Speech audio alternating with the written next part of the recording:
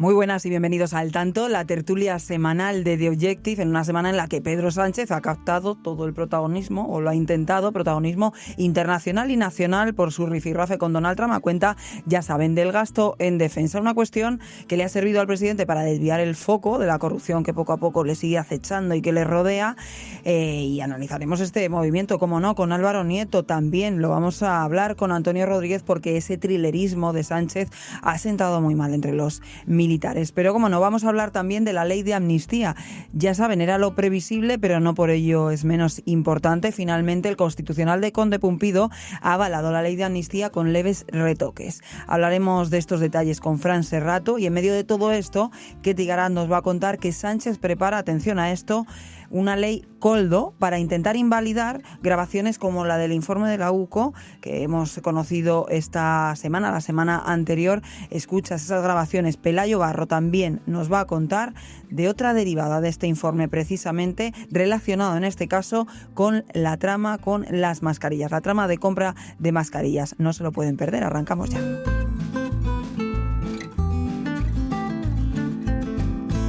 Y arrancamos como siempre saludando a Álvaro Nieto. Álvaro, ¿qué tal? Muy buenas. ¿Qué tal, Rocío?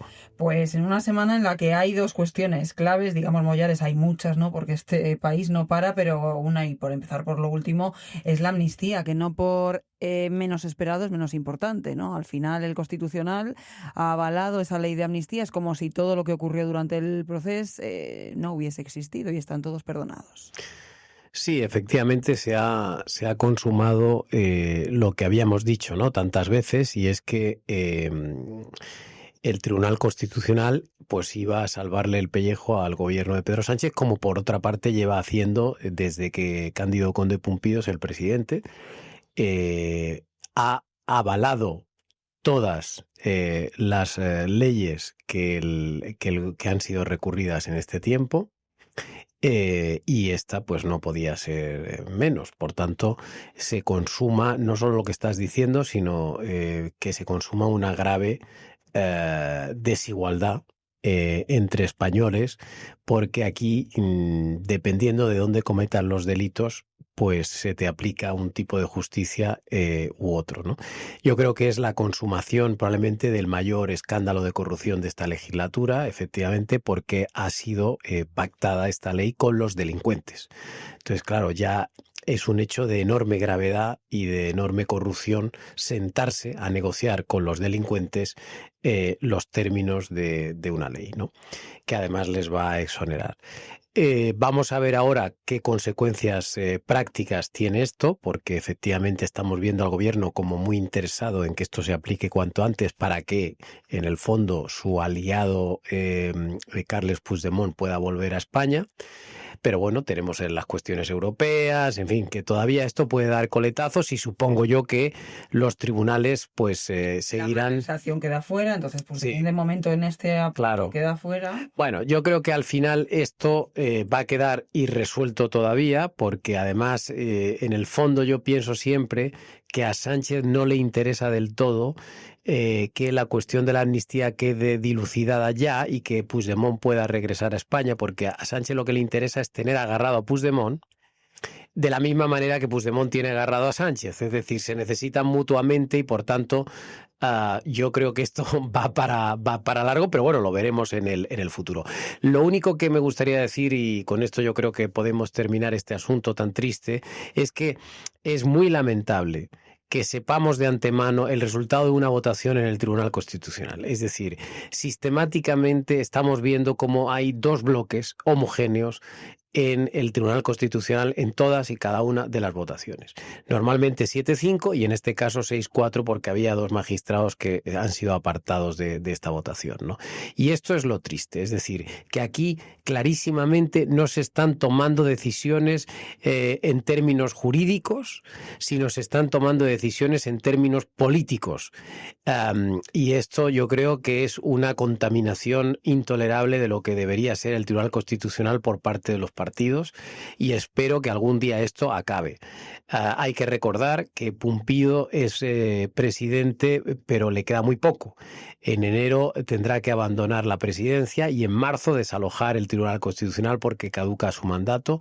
Por tanto, confiemos al menos en que con ese cambio en la presidencia y con la sustitución de la plaza de Pumpido, al menos entre aire fresco y consigamos algún día ver algún tipo de votación en ese tribunal en el que se mezclen unos y otros, porque en fin, es ridículo esto de los dos bloques, que además no me gusta ni siquiera que los califiquemos de progresistas y conservadores, porque claro, ¿quiénes son los progresistas y quiénes son los conservadores al avalar una norma como la amnistía? Yo soy más partidario de hablar de magistrados progubernamentales y magistrados, pues no sé si llamarlos antigubernamentales, pero en cualquier caso basta ya de calificar de progresistas a los que están, digamos, borrando los delitos que cometen los delincuentes. Que tiene el independentismo de progresismo, de defender que unos son diferentes a otros. En fin, vamos, como dices, Álvaro, al siguiente tema, porque bueno, aunque hay muchos por elegir, Pedro Sánchez ha intentado captar todo el protagonismo, tanto nacional como internacional,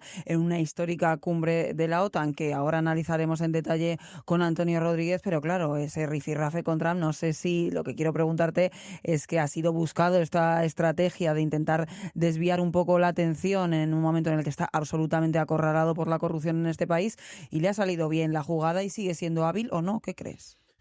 Bueno, a ver, yo creo que ha habido un intento bastante deliberado de Pedro Sánchez ya desde el fin de semana de intentar cambiar de tema, es decir, él ha perdido la iniciativa política en estas últimas semanas y necesitaba que se dejara de hablar de la corrupción y que se pasara a hablar de otros temas. Y yo creo que cuando sale en la comparecencia esa tan rara en la Moncloa el domingo por la tarde, dirigiéndose a los periodistas inexistentes que había en la sala y tal, yo creo que esto lo hace a propósito para intentar cambiar un poco el ritmo de los acontecimientos, pero al final le ha salido mal la jugada, porque es verdad que hemos hablado mucho de este tema esta semana, pero es verdad que hemos hablado para mal, porque en el fondo Sánchez ha quedado retratado, es un mentiroso profesional, nos mintió a la cara el domingo cuando nos anunció que había llegado a un acuerdo con la OTAN. Bueno, no había llegado a ningún acuerdo con la OTAN. La OTAN, los países de la OTAN habían acordado todos una serie de objetivos que básicamente consisten en que van a incrementar el gasto en defensa hasta llegar al 5% algún día. Y lo sorprendente es que en la propia cumbre de la OTAN, donde se estaba aprobando esta decisión por unanimidad, él se permitió el lujo de salir en rueda de prensa diciendo que no, que en realidad España solo está comprometida al 2,1%. Lo ha firmado, como todos. Bueno, no han firmado nada, porque estas cumbres internacionales, en estas cumbres no se firma nada, se hace un acuerdo por unanimidad, están todos de acuerdo y sale un texto, una declaración final, y si nadie pone objeciones, pues ya está, ha sido avalado por todos. Pero claro, lo de Sánchez es increíble porque les miente a la cara, ¿no? O sea, vale, tú podrías haber aceptado el acuerdo y no decir nada y luego hacer lo que te dé la gana, que es lo que él suele hacer normalmente, por ejemplo, con los temas de la Unión Europea. También un poco de diplomacia, porque claro, esos no llegarán, no solo pero aquí forzó la máquina porque lo que decíamos, yo creo que está intentando, por un lado, cambiar de tema en España, por otro, erigirse en una especie de líder anti-Trump, que porque cree que eso le puede reportar votos, seguramente, y además le permite cohesionar a todo el bloque de investidura que él sigue necesitando para sostenerse en el poder. Pero aparte de eso, de las amenazas de Trump y tal, que ya veremos en qué queda, yo creo que todo esto que ha pasado en la OTAN nos puede venir incluso bien, porque yo creo que ahora mismo, si alguien tenía dudas en Europa del tipo de político que era Sánchez, ya no queda ningún margen para la duda. Es decir, ya todo el mundo ha visto cómo se comporta este tipo. O sea, todo el mundo ha visto que es un auténtico payaso. O sea, con perdón, no sé de la expresión, y con perdón a los payasos. O sea, ¿cómo puedes salir con toda la jeta a decir que no te has comprometido al 5%, sino al 2,1%, cuando es evidente que está acordado el 5%, ¿no? Y bueno, y hemos visto cómo se han reído de él, pues incluso hasta teóricos aliados, porque el primer ministro belga era uno de los que los días previos estaba más alineado con Sánchez. Y sin embargo, antes de entrar a la cumbre dijo aquello de, hombre, si Sánchez es capaz de comprometerse al 5, pero a hacerlo con el 2,1 y tal, es que es un genio. O sea, en fin, aquí se han partido de risa todos, Meloni también incluida. No la más clara, en plan. Claro, pero Meloni ya estaba descontado, ¿no? O sea, quiero decir que Meloni odia a Sánchez, ya lo sabemos, pero que incluso el primer ministro belga se chotee de Sánchez, me parece que es muy sintomático. Yo creo que puede venir bien en el sentido de que ya se está desmoronando por completo el supuesto prestigio internacional de Sánchez. O sea, Sánchez ha gozado durante muchos años de cierta complicidad tanto en la Unión Europea como en la OTAN, y ahora de repente estamos viendo cómo están empezando a ver la verdadera cara del presidente del gobierno. Están empezando ya a padecer en carne propia pues las consecuencias de los actos de este señor. Esto de la cumbre de la OTAN ha sido completamente disparatado. Seguramente no se recuerda semejante actuación ni semejante show. Actuación también poniéndose claro de su línea, con esa cara de compungido también. Sí, se habla de ese maquillaje. Sí, sin hablar con nadie, apartado. Esquivando. Todo es una estrategia, una escenificación, efectivamente. Lo que pasa es que a estas alturas de la política es que Sánchez es muy mal actor. O sea, Sánchez trata de hacer una buena actuación, pero es que ya le tenemos caladísimo. 7 años. Claro. Entonces, en España ya no hay nadie que se lo crea, o bueno, a lo mejor sus votantes sí, pero en Europa yo creo que están empezando a descubrirle. Yo creo que eso es la parte positiva, que en Europa a ver si ya de una vez por todas se enteran de que este señor es un caradura, que está intentando sostenerse en el poder a base de engañar a todo el mundo todo el rato.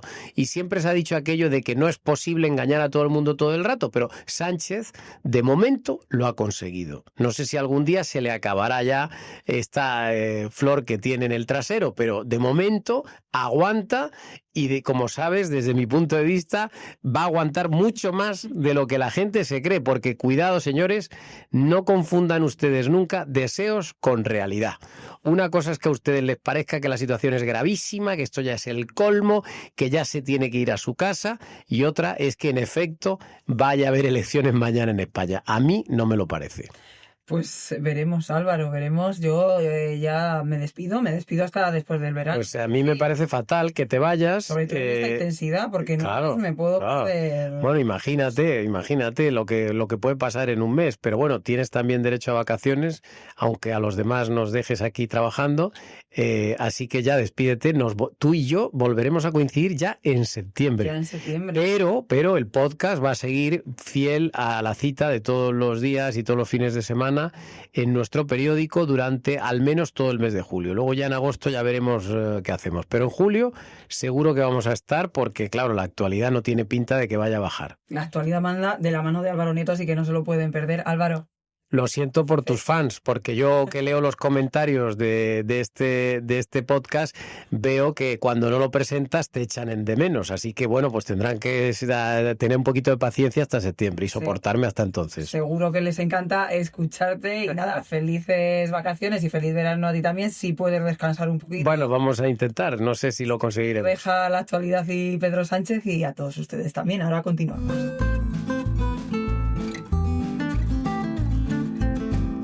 Fran Servato, bienvenido, muy buenas.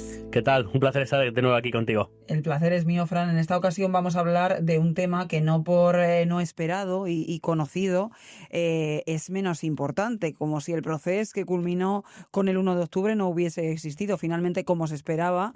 Pero, como decimos, no por ello menos grave, pues el Constitucional ha avalado la ley de amnistía. Sí, así es. Lo hizo este jueves con lo ya esperado, la mayoría progresista del Tribunal Constitucional, 6 votos de la mayoría progresistas contra 4 del bloque conservador. Hay que recordar a los oyentes, a los espectadores, que no votaron, no participaron en las deliberaciones ni el magistrado Juan Carlos Campo, que fue ministro y se apartó, ministro de Justicia, y se apartó de forma voluntaria de la votación, y tampoco pudo participar en las deliberaciones el magistrado conservador José María Macías, en este caso porque lo apartaron al haber sido vocal del Consejo General del Poder Judicial. La verdad es que lo que se ha votado es lo esperado. Se va a avalar la amnistía y, por tanto, se va a poder perdonar pues todas las incidencias que hubo en el proceso hasta el 13 de noviembre de 2023, porque esta es una de las novedades. Hay varios retoques en esta sentencia, en tanto al cuanto recoge las peticiones que hizo el Partido Popular en un recurso que es el que se ha deliberado y el que ya se ha sentenciado. Aún quedan otros 30 recursos, unas 31 recursos que se tienen que deliberar. Será después del verano, en torno ya a septiembre en adelante, pero se prevé que todos sigan esta misma línea que la sentencia de este jueves, que ha sido ponente la vicepresidenta del Tribunal Constitucional, muy cercana a Cádido Condé Pumpido, la granadina Inmaculada Montalbán. ¿Ha habido algún retoque? ¿Cuáles son esos retoques más Pues destacados? básicamente 3 retoques muy leves, muy concretos, que no van a modificar sustancialmente nada a la ley de amnistía que ya se aprobó para beneficiar a todos aquellos que participaron en el proceso. Precisamente una de las cuestiones que se retoca es el artículo 1.1 para que la ley de amnistía favorezca a todo el mundo y no solo a los independentistas catalanes, también pues a policías o personas civiles que salieron a la calle a defender la unidad de España o bien en contra del proceso, porque hasta este momento esas personas no están dentro de este perdón generalizado. Otros de las cuestiones que dice el Tribunal Constitucional que no es constitucional y por tanto hay que cambiar es el artículo 1.3 para que se amnistíen precisamente solo las cuestiones que llegan hasta el momento exacto cuando se da la ley de amnistía, que es el 13 de noviembre de 2023. Uh-huh. Todo lo que haya sucedido desde ese momento hasta ahora, eso ya sí sería un delito. Eso fue una petición también, una recomendación de la Comisión de Venecia, que nos dijo, bueno, oye, España, es que las amnistías, aunque se den, no pueden ser a lo largo de todo el tiempo. Hay que insertarlas, hay que reducirlas a un espacio temporal, porque si no, en cualquier momento alguien comete un delito y se puede aplicar la ley de amnistía. Hay que agotarla, ¿no? Una de las cuestiones también que se va a cambiar o que no es constitucional es que las cuestiones de audiencias, cuestiones de problemas ante el Tribunal Constitucional, pues serán amnistiables siempre en cuanto aplique a todo el mundo. Y una derivada de esto es que, como no sea el recurso del PP, no incluyó el tema de la malversación, la sentencia finalmente no ha hablado de malversación de fondos públicos. El Supremo sigue entendiendo que Puigdemont, Oriol Junqueras y un consejero, Turull, cometieron malversación de fondos y, por tanto, no pueden ser amnistiados. Se quedan en el limbo, era lo que se esperaba, se quedan fuera, sigue Puigdemont, poder volver a España, entre comillas decimos, porque ya volvió, ya saben ustedes que salió casualmente en el maletero de un coche, pero claro, quedan en el limbo porque el Tribunal Constitucional no se manifiesta en esta ley sobre la malversación de fondos que ellos tienen. Exactamente. Hay que decir que un día antes de que se haya aprobado esa sentencia del Tribunal Constitucional, el miércoles, el Tribunal Supremo la sala de apelaciones, volvió a darle la razón al juez Pablo Llarena, que dijo que Carles Puigdemont, Oriol Junqueras y todos los cargos públicos que habían cometido delito de malversación de fondos no podían entrar en la aplicación de la amnistía. Por tanto, esto allanó el camino, digamos, al Constitucional, y ahora sí, Carles Puigdemont puede presentar un recurso de amparo, o Junqueras, que siguen procesados por el delito de malversación, pueden ir al Tribunal Constitucional para que se estudien sus casos concretos, porque el PP, reitero, no habló en su recurso del delito de malversación. Hay otros recursos posteriores de los que se van a hablar después del verano que sí comentan este asunto, pero hasta ahora el del Partido Popular, el primero que se ha deliberado y que se ha sentenciado, no.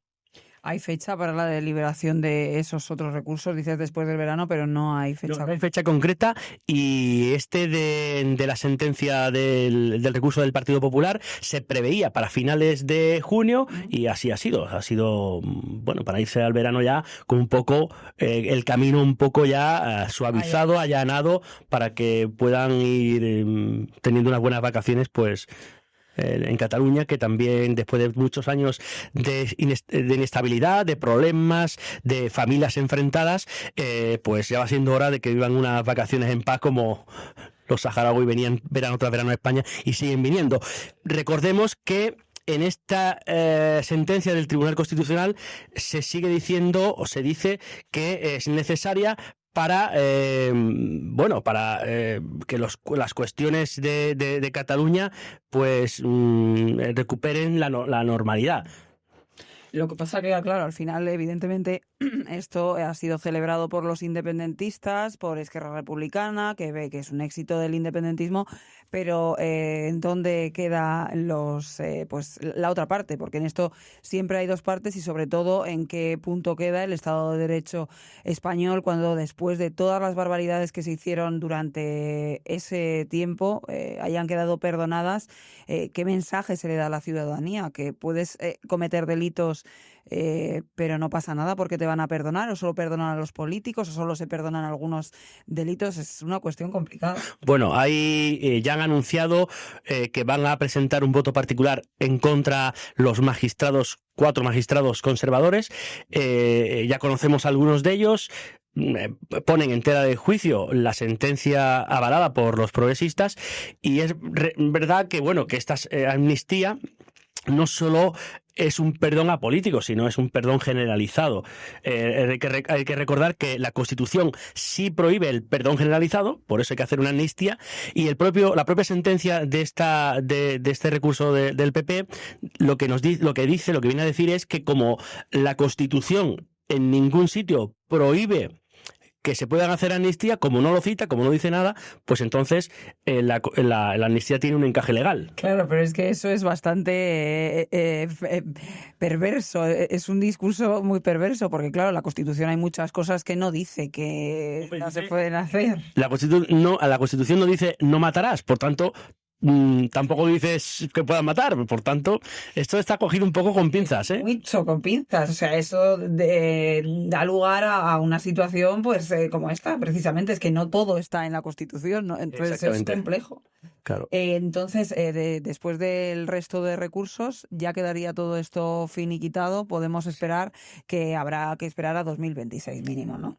Bueno, es posible que se alargue hasta 2026, pero bueno, yo creo que la querencia, el interés de este presidente del Tribunal Constitucional, que está a punto de jubilarse, será cuanto antes sacarse de encima todos esos recursos y esas cuestiones que son bastante problemáticas, o ponen en tela de juicio o cercan al gobierno. Eso sin duda. ¿Cuándo le queda al señor Pumpido para jubilar? Pues no sé si es al final del 26 o al principio del 27, ya le queda poquito. Pues ahí tendremos la fecha de tener todo esto resuelto. Fran, seguro. Muchas gracias. Un placer, como siempre. Antonio Rodríguez, ¿qué tal? Muy buenas. Hola, ¿qué tal? Pues vamos en este punto, Antonio, a hablar del protagonista de la semana. Lo está siendo de todas las semanas, pero parece que Pedro Sánchez ha buscado un protagonismo también internacional. Ha sido bastante destacada, ¿no?, su participación en esa reunión de la OTAN, con ese rifirrafe intenso con Donald Trump, con esa decisión de España de no voy a ampliar el gasto militar, pero voy a firmar toda la hoja con el compromiso del resto de miembros. Ese thrillerismo, ¿no?, propio de Sánchez, que ya parece no sorprender a nadie, pero que sí que ha soliviantado y ha sentado bastante mal a los militares, ¿verdad? Así es, ha sido una cumbre de la OTAN histórica, porque por primera vez desde que España ingresó en esta organización internacional en 1982, la delegación española se ha quedado sola, arrinconada, con sus planteamientos de no subir al 5% del PIB el gasto en defensa y seguridad de aquí a 2035. Es una subida progresiva, no es instantánea, ¿no? Lo más sorprendente es que Pedro Sánchez, aparte de enrocarse en su negativa a llegar a esa cifra, finalmente firmó el documento, al igual que los otros 31 socios aliados, pero inmediatamente dijo en público que no llegaría o no superaría más allá del 2,1% en los próximos años, con lo cual se queda bastante lejos de de lo que se han marcado todos los aliados, ¿no? Inclusive España. Esta situación, pues hombre, no se entiende bien, tanto en las capitales aliadas como también en las Fuerzas Armadas, porque es que además lo más curioso es que el presidente del gobierno en la rueda de prensa posterior a la cumbre dijo que esa cifra, que había sido ya muy polémica y que desde el propio Donald Trump y su gente de la administración la habían criticado por el 2,1%, pues se descolgó con una afirmación de que esa cifra no había salido de él, sino de las Fuerzas Armadas, que eran las que habían determinado esa polémica cifra, ¿no? Una afirmación que ha molestado mucho en círculos militares porque se viene de unas Fuerzas Armadas que han sufrido durante muchos años recortes y una inversión bastante pobre. Hay que recordar que España es el país de la OTAN que menos invierte en seguridad y defensa, el 1,28% del PIB el año pasado. Y entonces los militares lo que quieren es cuanta más inversión, mejor. No habrá ningún general que lo diga públicamente de que se contenta con el 2,1% cuando en los países vecinos se va a intentar llegar al 5%. Sobre todo estando en Entonces, el contexto en el que estamos, en este nuevo orden mundial que todos han dado en llamar con esa amenaza rusa y también, claro, sorprende mucho porque al final esto es diplomacia, Antonio, tú sabes mucho de eso. ujú. Probablemente haya muchos países de todos los socios, ¿no? de la OTAN que no consigan llegar a esa cifra. Habrá algunos que sí lo Sí. consigan, Polonia, quizá los más cercanos a Rusia, pero habrá otros que no lo consigan, se queden cerca o más lejos. Pero lo que sí que nadie dice después de ir al banco a firmar una hipoteca es decir, oye, señor, que es que no le voy a pagar la mitad o una tercera parte de la hipoteca. Es que se llama, ¿no?, tener un poco de diplomacia. Sí, lo has resumido muy bien, Rocío, porque, claro, de aquí a 2035 no estará Donald Trump y a saber si está Pedro Sánchez y otros líderes A que ver han si está. firmado lo que han firmado, lo que han firmado en La Haya, ¿no? Y queda una década, es muchísimo tiempo y no se puede predecir quiénes van a llegar al 5%, que además hay que precisar para que lo oigan, para que lo entiendan los oyentes que es un 3,5% de inversión en defensa, digamos, pura y dura, y un 1,5% en otros aspectos ya de seguridad, en los que entra desde el control de las fronteras a la protección civil, lo que es la unidad militar de emergencias, o ciberseguridad.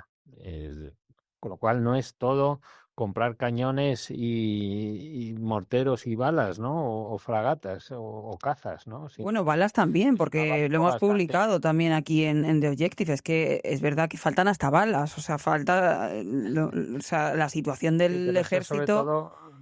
sobre todo por la desconexión tecnológica con Israel, ¿no? A Claro. raíz de la guerra de Gaza, que está provocando también una fuerte tensión en el Ministerio de Defensa y en el de Interior, ¿no? Como tú bien cuentas. Pero lo que quería, lo que me preguntabas antes es que lo que no se entiende de Pedro Sánchez es que firme una cosa e inmediatamente diga que no lo va a cumplir.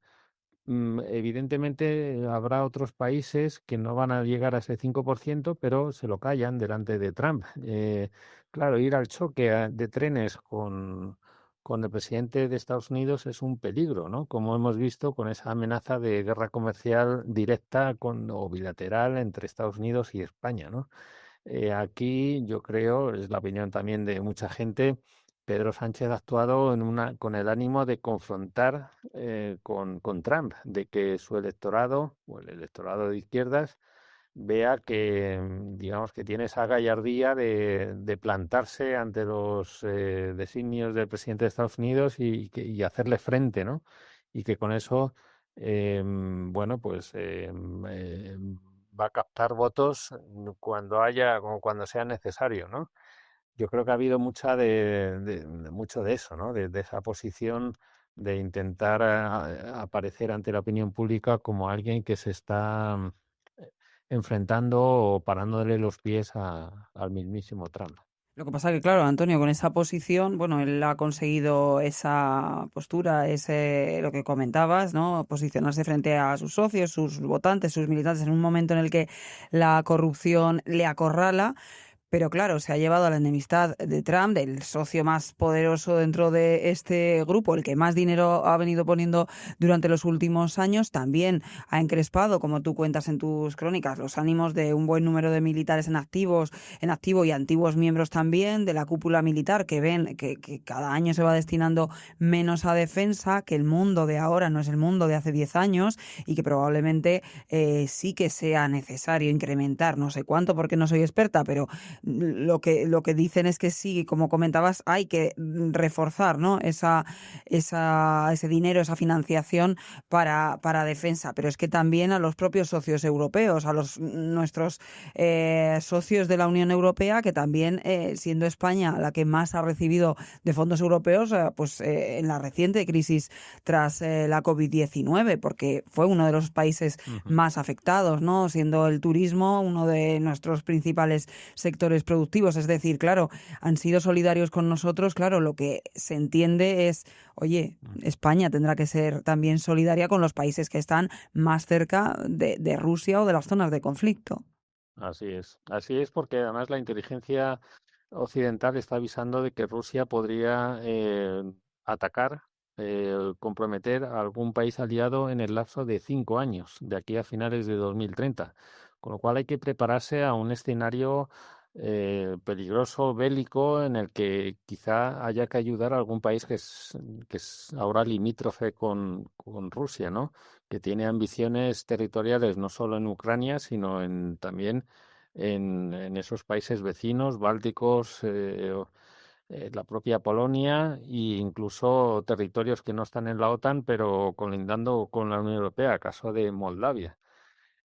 Total, esta situación evidentemente obliga a España a dar más inversión a seguridad y defensa, como están haciendo todos los aliados. Y en un momento en el que, como dijo Trump, y yo creo que tuvo una opinión ahí acertada, España está creciendo económicamente muy bien por encima de sus países más próximos, vecinos. Hay más dinero, la recaudación vía impuestos alcanza cotas de récord y habría perfectamente, se podría dedicar más dinero a seguridad y defensa, ¿no? Y bueno, se está haciendo en los últimos meses, pero perfectamente se puede conseguir más dinero sin afectar a políticas sociales, ¿no?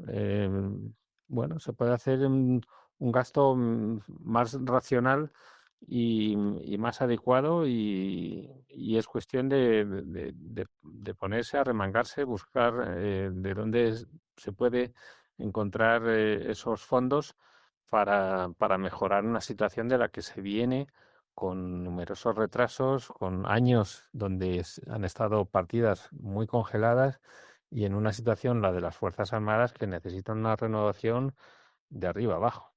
Antonio, veremos qué ocurre, quedan muchos años por delante, es una inversión progresiva, veremos en qué queda este rifirrafe, este choque entre Trump y Sánchez y si realmente a Sánchez le ha servido para contentar a los suyos, a sus aliados, a sus socios y calmar aquí un poco los ánimos en España, que con el tema de la corrupción bajaban las aguas muy agitadas. Veremos en las próximas semanas en qué queda. Antonio, muchas gracias. Un abrazo. Un abrazo, hasta luego, gracias. Saludamos en este punto ya a Ketty Garat. Ketty, ¿qué tal? Muy buenas. ¿Qué tal? Buenas tardes, ¿cómo está, Rocío? Pues muy bien, Ketty, una semana más aquí en Al Tanto, analizando la actualidad y analizando todas las exclusivas que vais contando cada semana y que no dejan de sorprendernos, aunque ya deberíamos, después de tantos años de gobierno de Pedro Sánchez, estar casi acostumbrados. Pero no, voy con tu exclusiva de esta semana, una de ellas, los oyentes y los que nos ven por YouTube probablemente la hayan leído. Vamos a analizarla en profundidad porque la verdad que es muy, muy importante, es algo de calado que ya habíais deslizado, Ketty, que ya habías comentado que se preparaba y que podía ocurrir, pero Sánchez directamente prepara una ley Koldo para invalidar grabaciones como las del informe de la UCO. Todo lo que ya saben, hemos estado escuchando estas semanas, que cerca a Cerdán, que cerca a Ábalos, que cerca a Koldo, y que veremos qué grabaciones hay más, ¿no, Ketty? Claro, nosotros lo que contamos básicamente es este documento que mostramos en exclusiva en The Objective, que es un documento de un anteproyecto de ley de modificación de la ley de intromisión de derecho al honor, la intimidad y la propia imagen, que básicamente se estudia o se va a estudiar esta tarde por la Comisión de Secretarios de Estado y Subsecretarios, y que a partir de ahí eso se eleva, siguiendo el procedimiento habitual en Moncloa, al Consejo de Ministros, según bueno, los procedimientos habituales. El famoso semáforo, bueno, pues pasa precisamente por la comisión delegada, por la llamada CG6, y a partir de ahí se eleva básicamente al Consejo de Ministros. De lo que hablamos es de oportunidad política, en un momento como el actual, en el que lo que están haciendo precisamente las defensas alineadas de José Luis Ábalos, de Santos Cerdán, de Koldo García, de Leire Díez, incluso, que también cuestionó precisamente la veracidad, no la veracidad, sino la legitimidad precisamente de las grabaciones que se obtienen, según ella, de manera ilegal, en referencia a la grabación que publicamos precisamente en The Objective con el empresario de hidrocarburos, Alejandro Hamlin, el dueño de Jafesa. Bueno, pues el gobierno se saca de la manga esta ley Koldo. ¿Qué es la ley Koldo? Bueno, pues una modificación de esta ley que básicamente pone en la diana el emplazamiento de dispositivos de escucha, de filmación o de cualquier otro mecanismo para grabar, para registrar, para reproducir aspectos de la vida íntima de las personas, que es exactamente lo que ha aparecido en el último informe de la UCO. Yo creo que esta es la relevancia. El ministro Bolaños, a través de Twitter, ha querido, bueno, ha intentado desacreditar nuestra información diciendo que no aporta modificaciones respecto a la ley de 1982, que es la que actualmente está vigente, y que ya habían anunciado hace casi 2 años que iban a presentar una modificación como esta.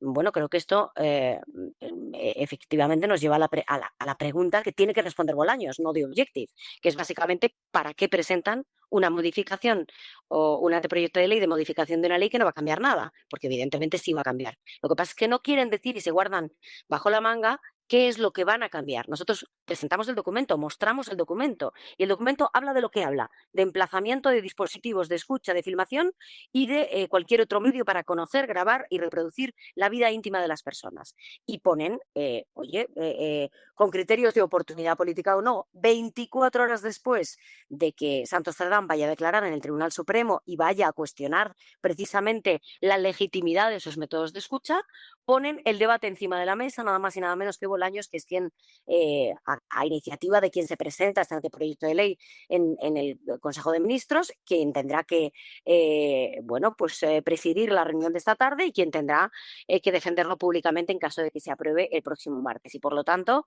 es el gobierno el que tiene que explicar qué es lo que pretende hacer. A partir de ahí, lo que dice claramente los documentos a los que nosotros hemos tenido acceso son supuestos de intromisión ilegítima. Y en esos supuestos de intromisión ilegítima se habla precisamente de la grabación en entornos privados. ¿Que dice lo mismo que en otro que la ley actualmente en vigor? Bueno, veremos a ver las disposiciones transitorias, veremos a ver el desarrollo de esa norma. La letra pequeña, ¿no? Al final la letra pequeña es donde, en los detalles es donde se esconde. Pero lo que es un hecho objetivo es que este documento, al que ha tenido acceso en exclusiva de Objective, se acaba de presentar, se ha metido en el orden del día de esta comisión, se ha elevado para el estudio del Consejo de Ministros y dice lo que dice y en el momento y en el contexto en el que lo dice. Con lo cual, aquí quien tiene que responder preguntas es el ministro de Justicia y explicarnos exactamente en qué están pensando, porque ya nada es impensable.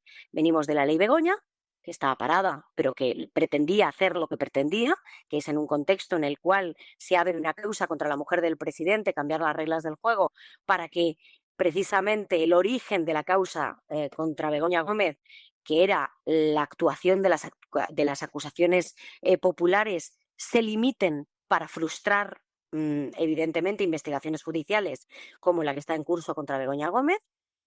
Venimos también de la ley Bolaños, que lo que pretende es cambiar el sistema de acceso a la justicia, mandándole un recado a los jueces.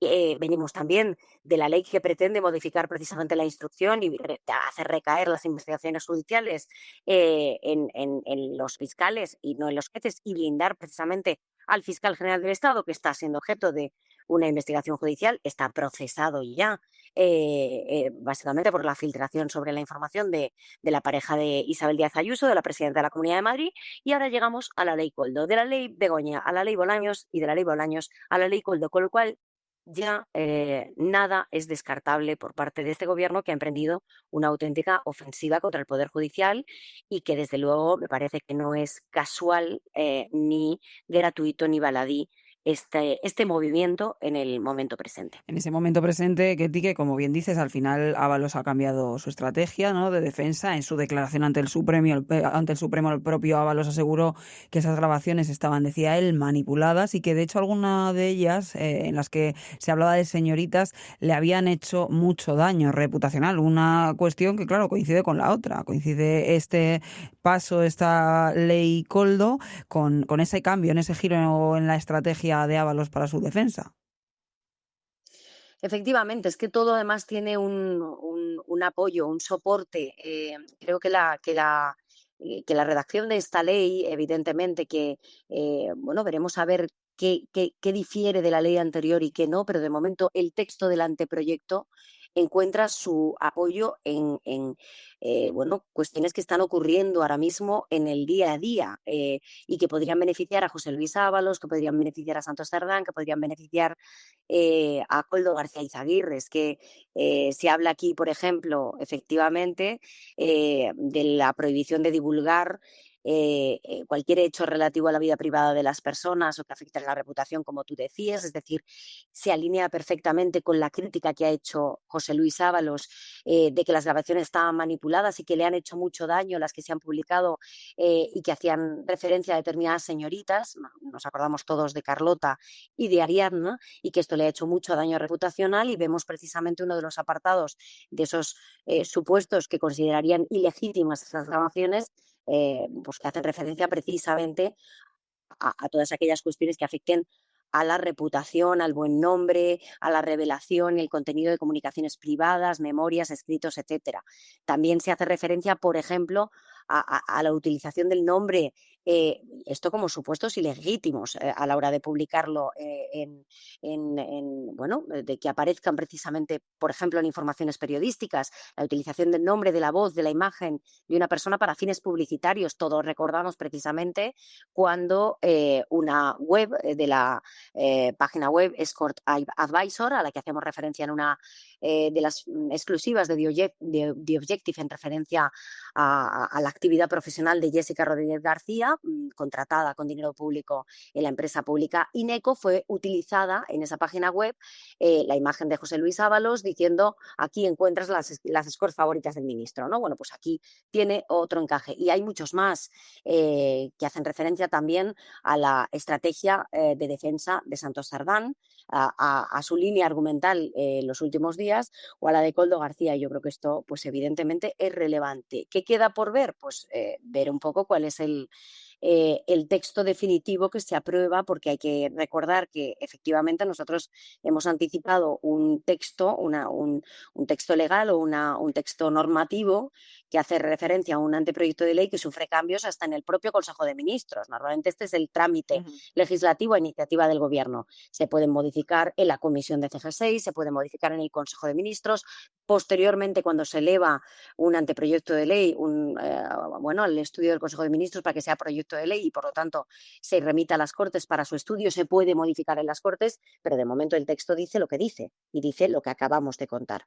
Con lo cual, insisto en que, desde luego, la oportunidad política que escoge el Gobierno, o que escoge un Gobierno que no deja lugar nunca a la improvisación y a la casualidad, nos lleva, desde luego, a elevar las cautelas y a disparar las inquietudes, teniendo en cuenta los precedentes y el llueve sobre mojado a lo largo del último año en este país. Totalmente, Ketty, claro, es que son días en los que se suceden, ¿no?, las declaraciones. Esta semana pues hemos visto a José Luis Ábalos, que lo que comentábamos, ha tenido un poco ese giro, ¿no?, en la estrategia. De momento parece que salva a Sánchez, pero eso sí, como cuentas, como has contado esta semana, quiere ofrecer la cabeza de Zapatero a la Fiscalía. Efectivamente, yo creo que estamos ahora mismo en esto que se suele llamar la ciudad dividida o el fuego cruzado o pues la guerra interna, la lucha precisamente por ver quién filtra más información sobre el oponente interno, básicamente para salvar su propio pellejo. Yo creo que es indudable a estas alturas que José Luis Ábalos quiere colaborar con la Fiscalía, que está colaborando, que está aportando material. Creo que la clave es sobre qué aporta material. Él no se ha autoinculpado en ningún caso, en ningún momento, sobre cosas que le afectan directamente a él, en las que él está siendo investigado por pertenencia a organización criminal, por cohecho, por tráfico de influencias.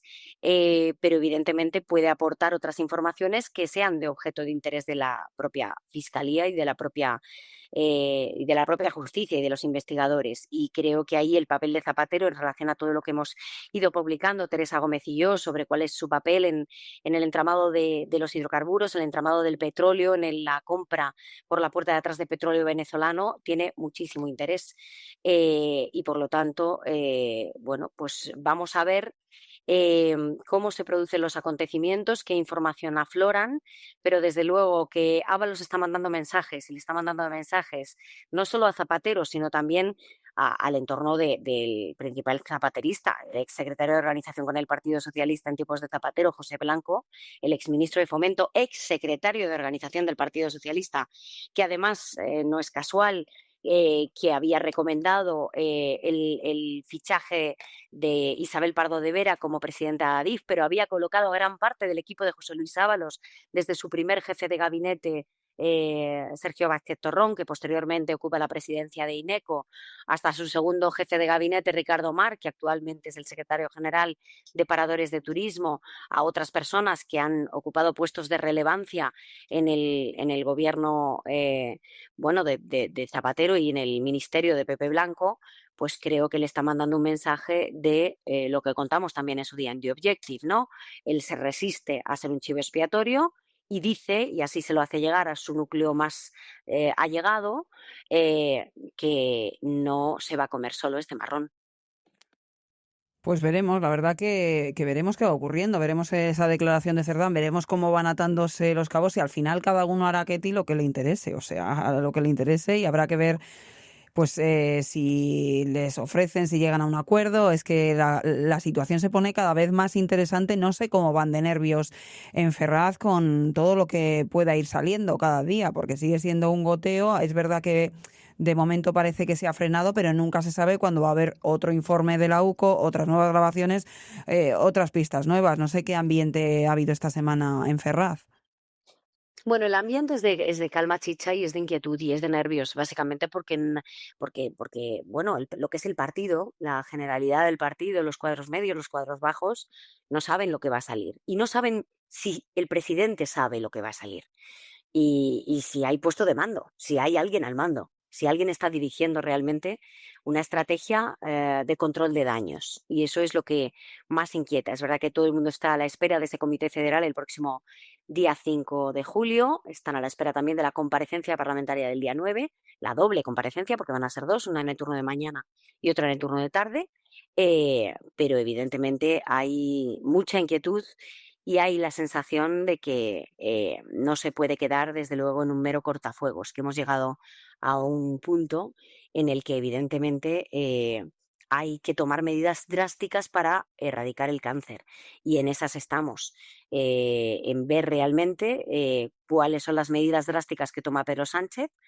Se ha hablado mucho, y así lo hemos publicado en los últimos días, la posibilidad de un consejo de un consejo de ministros, no, de una remodelación, de una Una crisis de crisis de gobierno, ¿no? gobierno que fuerce la salida precisamente de las siguientes personas implicadas en este dominó de corrupción: Ángel Víctor Torres, su implicación en la trama de los hidrocarburos, ver realmente hasta dónde se puede llegar o si se puede cortar ese lastre, y veremos a ver cuál es la revolución cacareada en el Partido Socialista. Hemos anticipado precisamente desde The Objective la remodelación que afectaría o que pasaría por contar con el PSC para colocar a Montse Mínguez como secretaria de organización sustituta de Santos Cerdán. Es ahora una de las interinas en el marco de esa comisión interina que se adoptó por parte de la ejecutiva del Partido Socialista, junto con la gerente cercana a Santos Cerdán, Ana María Vázquez, y con otras personas como, por ejemplo, Borja Cabezón o Cristina Narbona, la presidenta del partido. Y en esa, iba a decir dulce espera, pero no, en esa inquietante espera se halla el Partido Socialista. Que te diga dulce, es verdad que no es. Poco dulce. Muchas más bien gracias. agridulce. Más bien agridulce. Más bien sabor limón. Muchas gracias. O solo agria. Gracias, compañera. Un abrazo.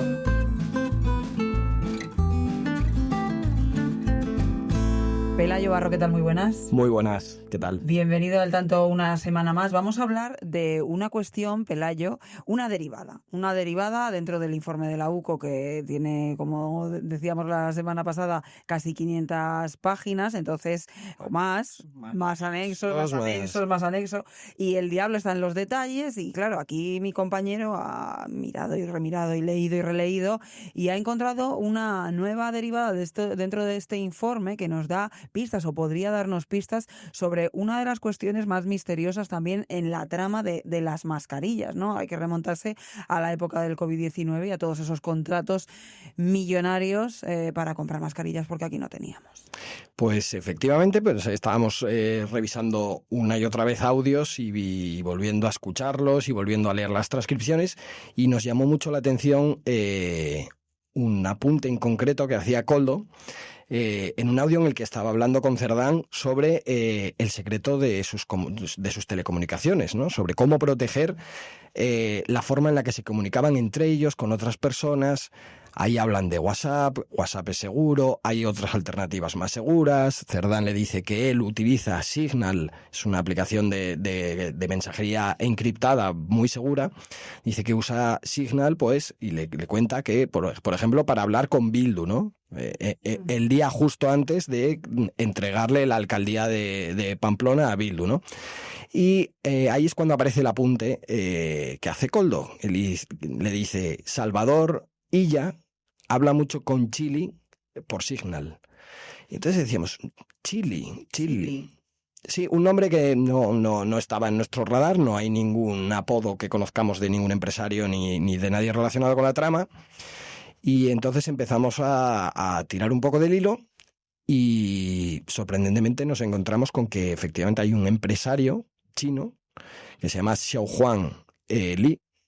Perdonen la pronunciación porque no sabemos si pero yo el chino de momento no lo domino.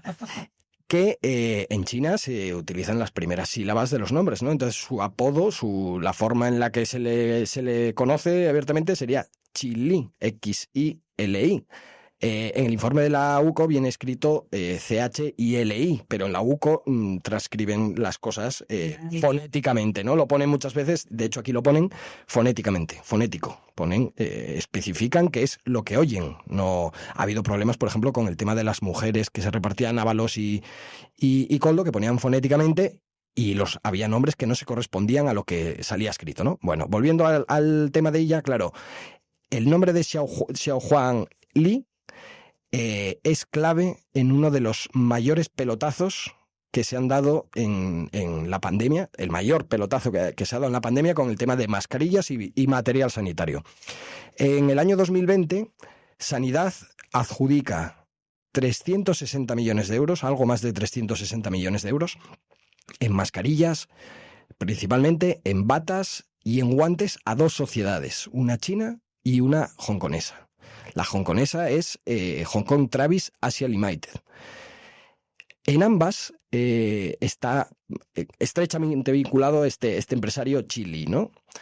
Es un empresario que manejaba una de las empresas y representaba a la otra. Curiosamente, no se supo hasta tiempo más tarde, lo desveló The Objective, lo desveló en su momento Voz Populi también, cuando estaba Álvaro Nieto de director allí, el periodista Alberto Sierra también, compañero de esta casa, pues contaron abiertamente todo el caso Travis, ¿no? Pero ahí había una pieza que faltaba, que era cómo una empresa absolutamente desconocida que entregó el material un año más tarde, que el material era falso, el material no servía para proteger a los sanitarios.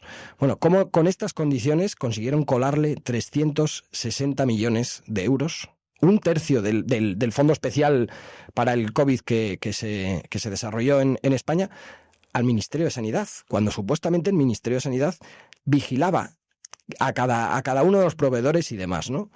Pues ahí es donde aparece el nombre del Chili y supuestamente esas conversaciones por Signal con Salvador Illa. Hablamos de un pelotazo de millones. El empresario chino también cuentas que habría dado este pelotazo, se ha esfumado y no sabemos nada de él. Efectivamente, pues al publicar esta noticia, pues nos ha empezado a llegar información de Hong Kong.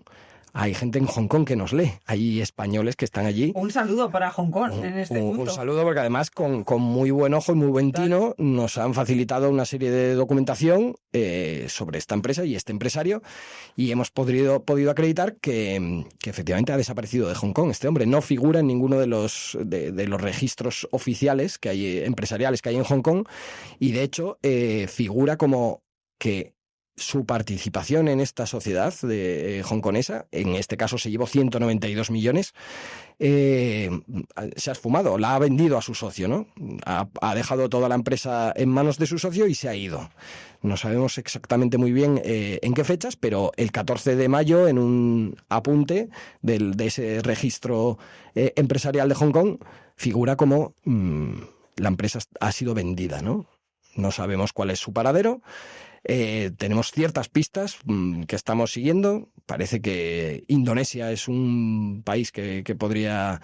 Pero bueno, lo interesante aquí es ya no solo localizar a este empresario, que a lo mejor nos gustaría poder hablar con él. Entendemos que hablará inglés. Ya que habla mucho con Salvador Illa Chili. Claro, pues... Si ese empresario es Chili, pues Chili también puede hablar con nosotros. Hay un detalle sorprendente, porque un poquito antes de que nosotros publicáramos esta noticia, Ignacio Garriga, el portavoz de Vox en el Parlamento catalán, le preguntó en un pleno, le dijo, señor Illa, ¿quién es Chili? Y Illa, que es un tipo, lo hemos visto en las peores situaciones, habitualmente es calmado, le hemos visto muy pocas veces perder los nervios, ¿no? Pierde los nervios por completo. Y dice, no tengo ni puñetera idea de quién es Chili, de qué me está hablando. Bueno, sorprende ese enfado, ¿no? Porque creo que había bastante problema. Luego también se habló bastante de la coincidencia, digámoslo así, de que después de publicar, el mismo día que nosotros publicábamos esta noticia, a Salvador Illa le llamaron de urgencia a Moncloa y suspendió su agenda y se vino corriendo para aquí, ¿no? Bueno, pues habrá que seguir un poco la pista. Una reunión de la que no trascendió demasiado, pero que es verdad que el propio Illa suspendió agenda, varios actos que tenía, y sigue un poco ese misterio de esa reunión. Sí. No se dieron muchas explicaciones, se habló del futuro del PSOE y una serie de cosas, pero el carácter de urgencia, una reunión que no estaba convocada, si esto está dentro se vendió así, ¿no? Desde el PSOE, esto forma parte de una serie de encuentros que va a tener el presidente con sus varones, su gente fuerte, para hablar de lo que está pasando en el partido. El jueves a las 11 de la noche eso no estaba previsto, no estaba en la agenda. El mismo viernes a las 9 de la mañana no estaba en la agenda de Salvador Illa acudir a Moncloa de urgencia. Veremos, Pelayo, porque por lo que veo sigues investigando sobre este empresario chino, sobre Chili. Desde aquí, oye, también si nos está escuchando más gente de Hong Kong o alguien que le pueda conocer o él mismo, pues ya sabe, puede ponerse en contacto con nosotros cuando quiera. Por supuesto, encantados. Gracias, Pelayo, como siempre. Gracias.